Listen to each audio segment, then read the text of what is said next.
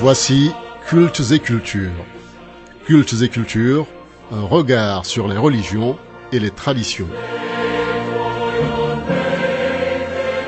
Cultes et Cultures, l'émission qui nous édifie sur la connaissance de nos rites. Cultes et Cultures, une émission du Poste national de la CRTV, présentée par Madeleine Mitlassou. Mesdames, Messieurs, bonjour et bienvenue à votre émission Cultes et Cultures. Dans toutes les cultures du monde, certains hommes ou femmes se sont démarqués par leur bravoure, leur charisme et leur leadership. Cultes et Cultures va ce matin à la rencontre des figures emblématiques du Mbam. Prise de son Uriel Loga, montage et mixage Guy-Joël Noah, réalisation Jacques Mbogol. À la présentation, je suis Madeleine Mitlassou. Retrouvons-nous dans un instant.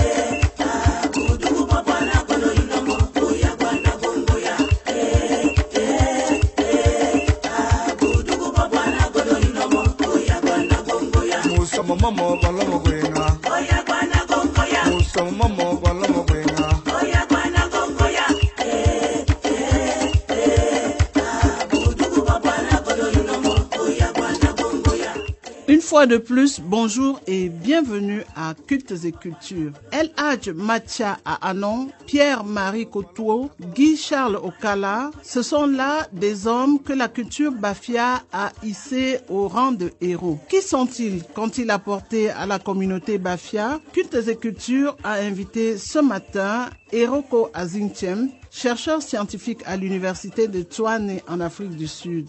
Bonjour monsieur Eroko Azintiem. Bonjour Madeleine. Merci d'avoir accepté l'invitation de la CRTV pour nous parler de quelque chose qui vous est cher, à savoir la culture mbamoise. Bien évidemment, la culture mbamoise est très diversifiée parce que lorsqu'on regarde comment les Mbamois ont migré depuis les bordures du Nil, en passant par le Soudan, en revenant par la RCA, entrant par le Tchad, et après beaucoup de tumultes sont venus sur la terre promise qui est aujourd'hui le Mbam. Alors on va voir beaucoup de ramifications avec les Mbamois. La culture mbamois est grande. Monsieur Eroko Azintiem, que représente le Mbam pour vous, en plus de ce que vous venez de citer? En fait, les Mbamois ou le Mbam d'abord vient d'un fleuve. C'est ce fleuve qui traverse lorsqu'on traverse par exemple Ebebda qui est un pont qui relie le département de la Léquier et le département du Mbam, Inobo plus précisément. Alors le Mbam, ce fleuve qui rencontre la Sanaga, a traversé toute cette grande région et parti se verser au niveau de la mer. Alors c'est de là où nous tirons le nom Mbam. Mais vous vous rappelez très bien qu'avec la faible population, la démographie, on a eu à diviser ce grand département en deux, c'est-à-dire le Mbam Ekim et le Mbam Inobo. L'histoire du Mbam est jalonnée de faits épiques, desquels des noms émergent. Il y en a beaucoup comme ça. Bien évidemment, les noms émergent dans le Mbam. Rappelons que les Français, quand ils arrivent à gagner la Deuxième Guerre mondiale, il fallait enlever les Allemands. Et alors la France arrive dans le Mbam et déplace tout ce que les Allemands ont eu à faire. Mais si on remonte un peu à la période allemande, on constatera que c'est le peuple Yambassa qui était d'abord en face du blanc. Par exemple, le major Dominique, dans ses migrations, a rencontré un villageois, une personne qui était dans la tribu Yambassa, et posa la question, oui, comment on appelle cette zone? Et la personne pensait que la personne qui parlait en allemand lui demandait quel était ton nom. Et la personne avait dit, je m'appelle Bofia. C'est d'où ont-ils le nom, par exemple, Bafia? Voilà comment les noms arrivaient à émerger. Et si on regarde un peu plus loin, avec des guerres tribales, on constate que lorsqu'on arrivait à assujettir un endroit, alors on lui donnait le nom, par exemple, d'un chef. Et c'est comme ça que ça se passait. Un quartier à Bafia porte le nom de Plateau Mathia. Est-ce en référence à ce fameux El Hadj Mathia à Anon qui a beaucoup marqué les Mbamois? El Hadj Mathia à Agnon, parce qu'à l'époque c'était matriarcal, on préférait donner le nom en fonction de la maman. Mais son père Anon, c'est El Hadj Mathia à Anon. Anon Adam vient pas du plateau où ça se trouve, parce que Anon, maintenant, dans ses migrations, arrive à Guifé. Et quand il arrive à Guifé, il trouve le clan Guifé, et c'est là la base même allemande. Quand on parle des Bafia, c'est la base allemande. Et voilà que son fils, qui est El Hadj Mathia Anon, aujourd'hui, s'est moulé après un bon moulage. Et il s'est auto-proclamé chef. Et vu son dynamisme, les Blancs ont dit, OK, on préfère te mettre à la même période. C'est en 1921 qu'il devient chef supérieur. En même temps, parce que c'est dans cette période qu'on a aussi vu le chef Charles Atangana Nchama devenir chef supérieur chez les Ewondo. Et aussi du côté des Yambassa, puisque je vous ai dit que les Yambassa sont les premiers à faire face aux Blancs. Alors, c'est de ce côté, Albert Botiba Bikamba est aussi devenu le chef supérieur des Yambassa. Oui, et vous voulez dire par là que dans Aanon, qui était le père de Macha, Aanon, lui s'est installé à Guifé. Oui. Et les Français ont transporté Macha où? Bon, rappelons une chose, c'est que le père de El Hadj Macha Aanon était un chasseur. Alors on sait, là où la chasse est propice, alors on s'installe avec sa famille. Voilà comment il a été accueilli dans ce clan qu'on appelle le clan Yakabina, qui se trouve chez les Guifé. Alors, ce clan, vu que les Allemands s'étaient installés, vous pouvez voir un peu le développement comparé aux autres milieux. Et voilà comment, avec la culture, la tradition, son fils qui est né dans un environnement propice pour l'émergence et vu aussi son charisme, parce que c'est ça, il faut rappeler que Macha Aanon ne maîtrisait pas la langue française. Il ne maîtrisait pas comment on écrit, mais il a été un zélé. Ça veut dire qu'il suivait à la lettre ce que le colon français lui disait. Et voilà sa réputation. Oui, et comment a-t-il marqué son époque, ses contemporains? Vous parlez de charisme, comment est-ce qu'il y a des histoires, des anecdotes? Bien, rappelons d'abord que Macha Aanon était quelqu'un qui se déplaçait avec un cheval. Donc ça montre qu'il se voyait déjà comme un chef suprême. C'était un chef suprême parce qu'il pouvait décider de vie ou de mort sur quiconque dans l'Umbam. Et il arrivait à assujettir même les autres chefs qui étaient autour de lui. Rappelons que le nom D, le département du Ndé que nous connaissons aujourd'hui, émane de Macha Aanon parce que lorsqu'il arrive à la frontière avec la zone de l'Ouest que nous connaissons aujourd'hui, on lui pose la question, comment appelles-tu cet endroit? Et c'est là où il dit en Bafia, ça veut dire que ça c'est la limite, veut dire limite, ça c'est la limite, et voilà comment le nom D. Et d'autres frères aussi rappellent que non, il disait Toga, voilà d'où le nom Tonga sort aussi. Donc vous voyez que Macha Aanon, il n'était pas seulement, quand on regarde la distance entre Bafia et, par exemple, la zone limitrophe avec l'Ouest, on voit vraiment que c'est très vaste. Il a arrivé à assujettir tous ses chefs et ça faisait en sorte que c'était un homme remarquable et aimé des Français. Et des Bafia aussi?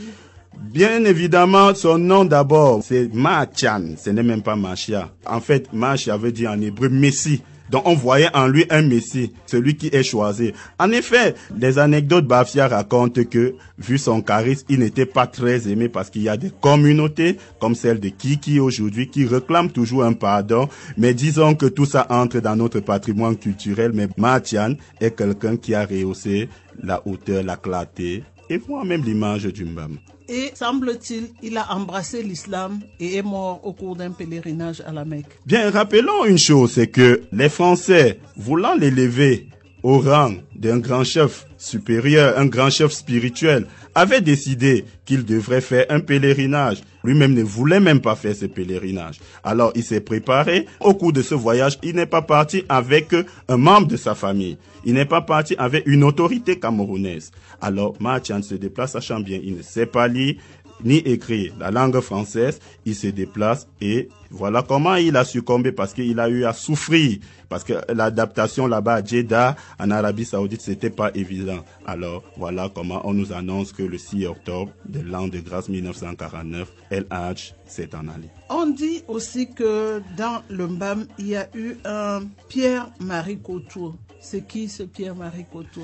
Oui, beaucoup de personnes connaissent Pierre-Marie Couture Anwacho comme un descendant du village Kiki-Goufa, né en 1900, environ 16, parce qu'on mettait toujours vers 1916. Rappelons que Pierre-Marie Couture Anwacho, que beaucoup connaissent sous le nom de sénateur, parce qu'il a été sénateur du Cameroun auprès de la métropole française. Avant les indépendances, c'était très exactement dans les années 55, de 1955 à 1958. Il a été le sénateur. Et ce qui a marqué vraiment durant son passage, c'est que Pierre-Marie Couto, qu'on connaît encore comme le Shah d'Iran vu sa démarche féline, était quelqu'un qui a réclamé l'indépendance du Cameroun auprès de la métropole française.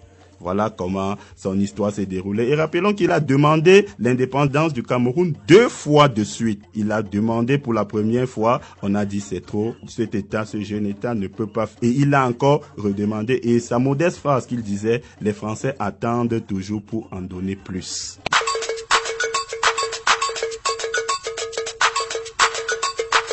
Voici la culture bamoise. Débat chaud. Yombie mbigide bilege, yombie mbigide bilege, yombie mbigide bilege, gwakamba muta ela.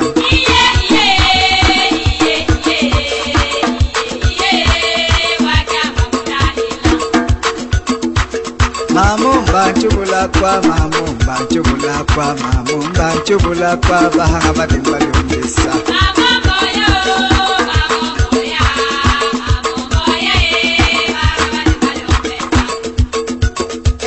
Ukodo begono na besa, ukodo begono na mesu, ukodo begono na besa, kwa kiambo bimba gichele.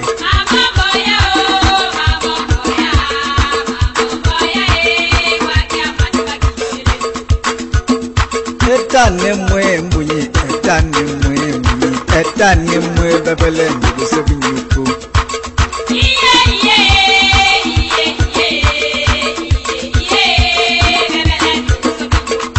No, love follow, bine, bine gehema, bine gehema, bine gehema, iya, iya.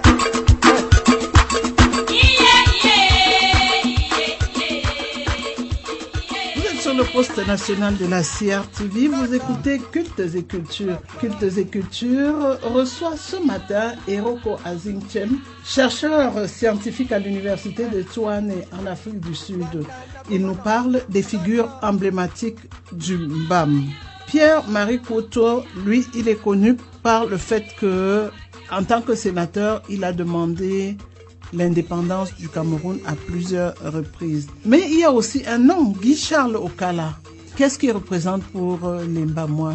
En effet, René Guy-Charles Okala, plus connu chez les Bafia comme Okala Agbang. Parce que Marie Couto a été dans le département du Mbam et Inogo. Alors, Okala Agbang, lui, il est originaire du Mbam et Kim, plus précisément de Bilomo, et il est né vers 1910. Et Bilomo, c'est un village du Cameroun qui se trouve dans le département de Mbanga Sina. Rappelons que Okala a travaillé pendant longtemps sous l'ère Ahidjo, et c'est quelqu'un qui a été reconnu comme celui qui voulait la démocratie. Et c'est de là où il a été même emprisonné. Parce que, disons que à l'époque, il y avait l'UNC. Tout le monde était dans l'UNC. Et Okala dit non, un Cameroun comme celui-ci, un jeune État, ne peut pas se développer uniquement avec un parti où il n'y a qu'un seul homme qui dirige tout. Alors, lui et ses partisans ont décidé de créer des partis politiques. Et voilà d'où son arrestation est venue. Et rappelons aussi qu'il est même parti jusqu'à créer un parti politique et qu'il dirigeait. Mais comment s'appelle son parti politique? C'était le parti des socialistes, puisque lui, il était plus avec l'URSS. Et on connaît la politique de l'URSS et ça ne pouvait pas facilement marcher. Dans le Mbam, on a connu des fédérateurs, on a connu des gens charismatiques, on a aussi connu des dissidents. Est-ce qu'il n'y a pas eu de femmes qui aient marqué leur époque dans le Mbam? Bien évidemment, nous ne pouvons pas ignorer la mère porteuse, c'est-à-dire celle qui donne vie. Alors, dans le Mbam, nous avons aussi des femmes, pas seulement des hommes charismatiques. Et je peux rappeler ici que nous avons aussi des femmes charismatiques. En l'occurrence de Abelong Aziem, Anne, puisqu'elle a eu le nom Anne après son intégration avec le Christ. Abelong Aziem est d'origine Mouko. Mouko, c'est un petit village qui se trouve actuellement dans l'arrondissement de Kiki. Alors, qu'est-ce qui caractérise cette femme? Rappelons qu'elle est née en période allemande. La date de sa naissance ne nous a pas été révélée. Mais ce qui caractérisa cette femme, elle a eu d'abord 10 enfants. Et dans ses accouchements, ce qui est remarquable, c'est qu'elle se faisait accoucher elle-même. Toute seule. Elle n'avait pas besoin de partir à l'hôpital ou d'avoir une assistance.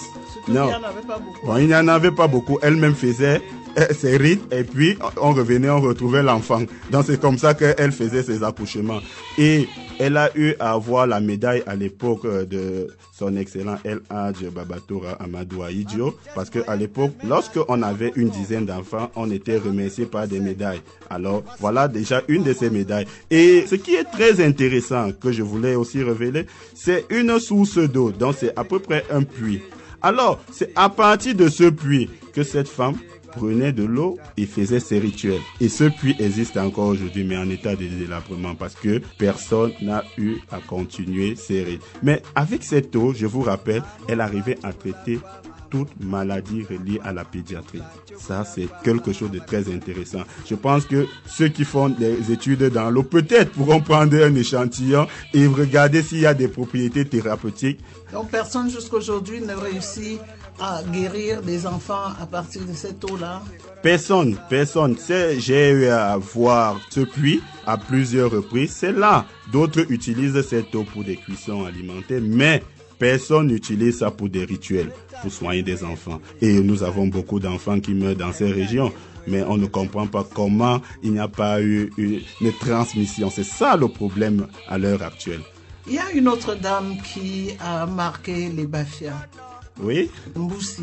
Rappelons que Mboussi, en fait, c'est le docteur Mboussi Nkomodio Aïssatou. J'ai voulu vraiment relever ce point avec ce nom parce que elle est d'obédience musulmane et elle a marqué non seulement les Mbamouans, non seulement les Mbafia, mais aussi tout le Cameroun, puisqu'elle est la 4e femme dans ce pays à être biophysicienne. Elle a marqué avec ça. Elle a été enseignante à l'université de Yaoundé 1, au département de physique, option biophysique, et elle a fait beaucoup de mécanique à l'intérieur.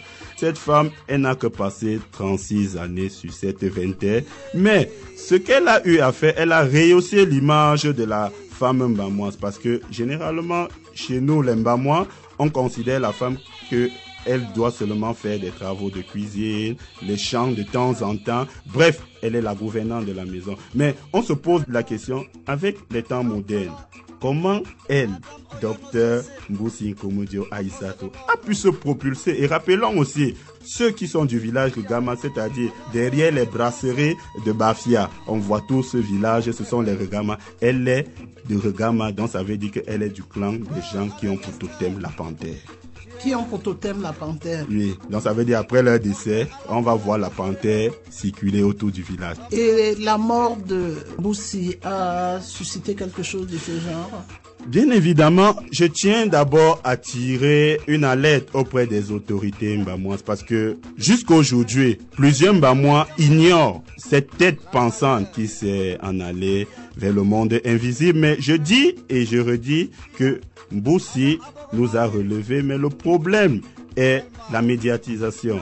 On ne maîtrise pas sa vie, mais ce qui est sûr, elle était une femme de caractère génial, aimant la lecture, la cuisine, les voyages, et elle était trop discrète. Voilà pourquoi on ne l'a pas vraiment connue. Même ceux qui étaient au département de physique n'ont pas pu mettre la main sur elle, mais c'est aussi la vie d'une femme aussi très discrète. Mboussi, qui est parti rejoindre son créateur à 36 ans. Oui. Comment est-ce qu'elle a fait des études? Elle les a faites ici, au Cameroun, ailleurs, à l'étranger, pour revenir enseigner à l'université? J'ai eu la grâce divine d'avoir la biographie de ce docteur à travers la page de l'université de Yaoundé 1, du département de physique. Alors, elle, étant discrète, elle a mis son CV. Et après son décès, moi, j'ai eu à prendre son CV. Et j'ai constaté que cette femme a eu à parcourir ses études uniquement au Cameroun.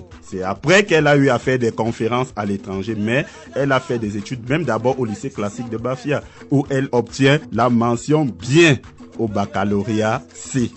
Puis elle fait ses études à l'université de Yaoundé 1. Elle continue, licence, mention, maîtrise, ainsi de suite. Là, on pouvait voir l'envol, mais on se pose des questions. Comment une femme a pu arriver jusqu'à ce point? C'est ça qui est très intéressant à ce sujet.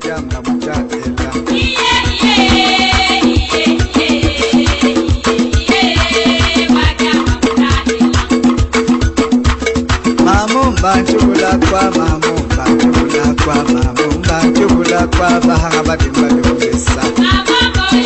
Vous êtes sur le poste national de la CRTV, vous écoutez Cultes et Cultures. Cultes et Cultures est allé à la rencontre des personnalités charismatiques de l'histoire du Mbam.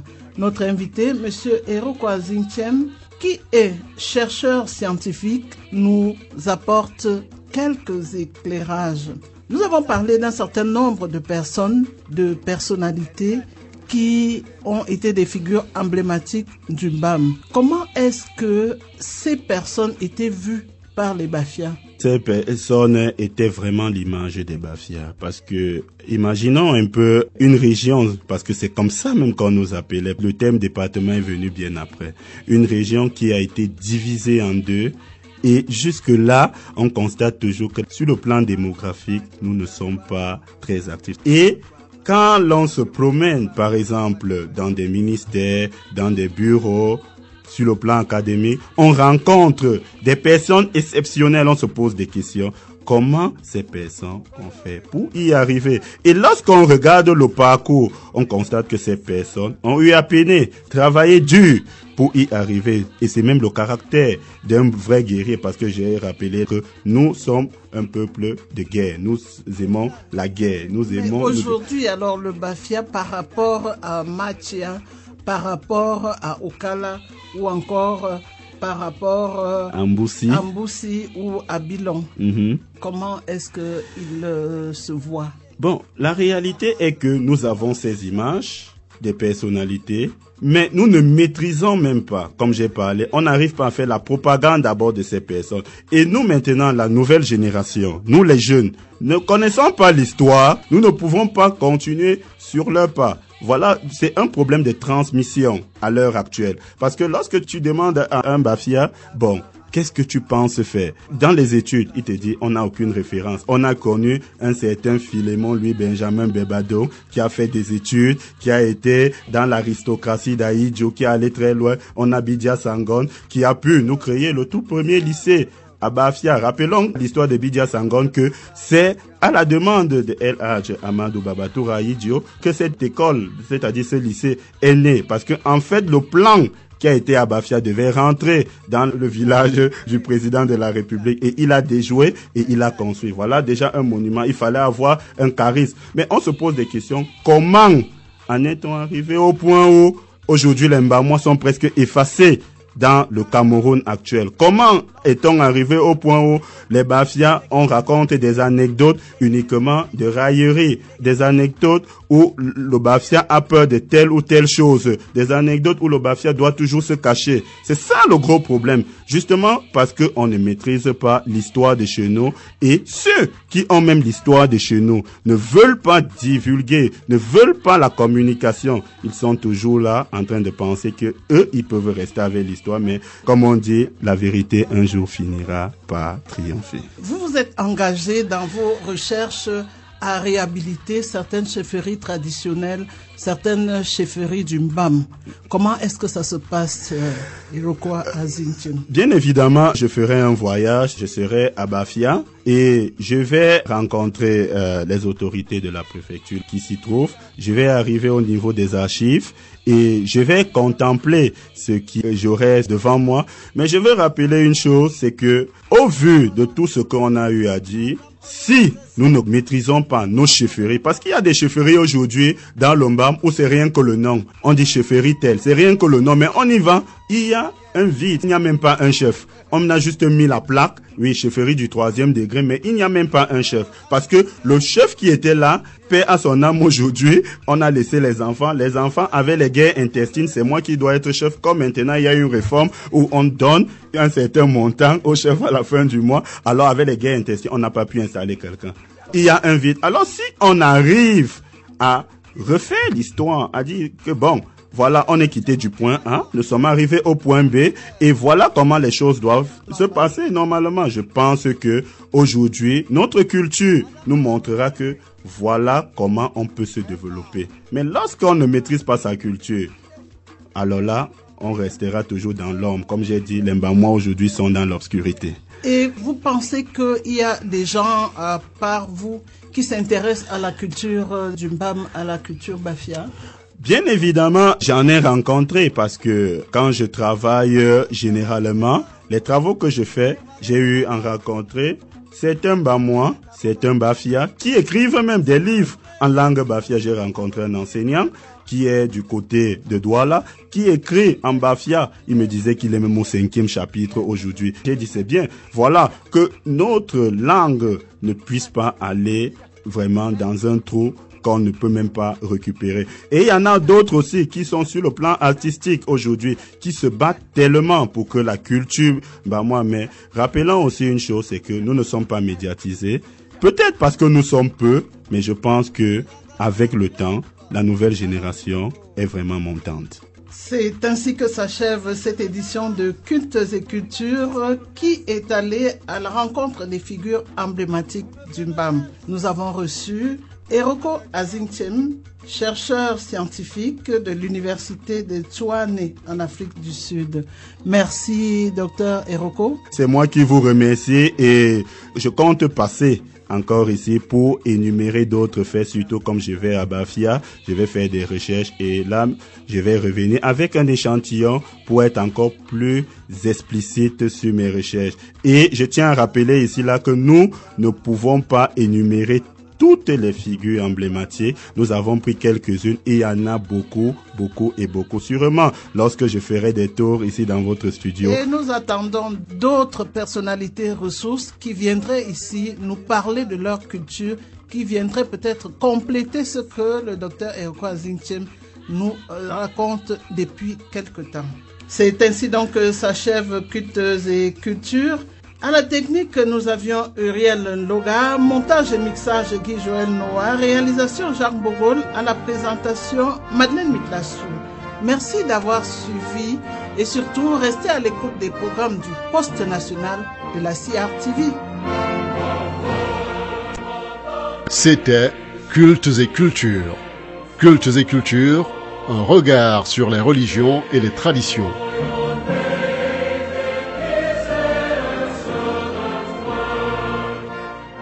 Cultes et Cultures, l'émission qui nous édifie sur la connaissance de nos rites. Cultes et Cultures, une émission du Poste national de la CRTV, présentée par Madeleine Mitlassou.